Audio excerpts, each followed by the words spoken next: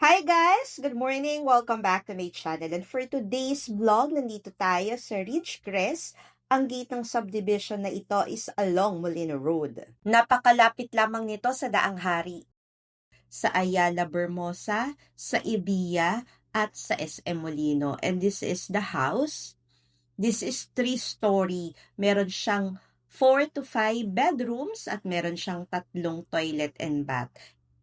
Tara, pasok tayo. This is the inside of the house. This is the living room area. Ayan. Open na lang natin yung ating creative mind na just in case wala nang gamit dito sa bahay. Ikaw na ang bahalang mag-interior. Ikaw nang bahalang mag-color. So, maganda pa yung house, maganda pa yung tiles, buong-buo pa.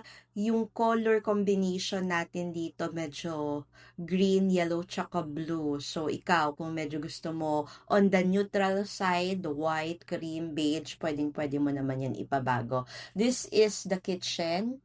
Yan.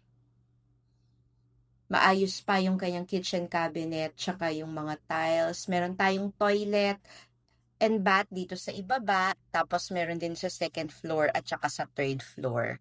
So, ito yung ating side door. Ang kagandahan pala sa unit na to, ayan, makikita mo, surprise, surprise. Ito yung gilid gilid ng property. Ginawa niyang dirty kitchen. And tadahan, meron tayong malaking lote sa likod. This is the perimeter lot. So, parang free lot mo na to. Pwede kang magtanim-tanim. Kung meron kang alagang mga dogs, 'di ba? Pwedeng-pwede yan sila dito. May libre ka ng bayabas, may libre ka ng saging, sili, ayan, napakaraming tanim. So, kung mahilig ka sa gardening, pwedeng-pwede yan. Pwede ka rin dito maglagay ng parang kubo or lamesa, 'di ba? Yung mga kawayan. Tara, akyat tayo sa itaas. Ganda yung location ng stairs niya, nakatago. And ayan, meron lang silang mga personal na gamit dito na medyo palipat na kasi sila. So, ito yung ating second floor. Dito sa second floor, meron tayong 3 bedrooms. So, this is the kids' bedroom. Literal, may mga kids. Ayan. Maganda yung tiles and maayos pa. And this is the second bedroom. Yan, balikbayan. So, pabalik na sila abroad. And meron tayo ditong mga personal na gamit. Ayan, very spacious. May cabinets na din. Meron tayong toilet and bath na nasa second floor, naka-Jack and Jill.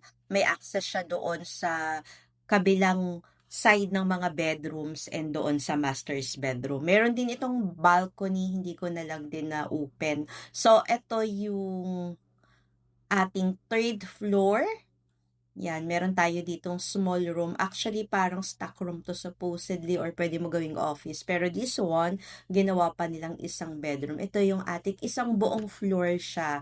Pwede ka ditong mag-entertainment, pwede kang mag-gym, pwede kang mag-office, ikaw kung ano yung purpose na gusto mo. Dito kasi since parang pabalik-balik naman sila abroad, wala tayong video sa labas, pero ganito yung itsura niya outside. Yan, 3-story. Puro 3-story yung mga bahay dito. This one is na-sold na po. And inattach ko lang para may reference tayo kung anong itsura niya sa labas. So this unit is same model doon sa video na ipinakita ko kanina. So for viewing and inquiries and for faster transaction, please direct messages at FB Messenger Sheila Medina Beronilla or contact us at Smart Viber 0908-893-4078. Thank you for watching and keep safe always. Bye! Pasuyo naman, papalo naman kung ikaw ay nanonood sa Facebook at palike naman and subscribe kung ikaw ay nanonood sa YouTube.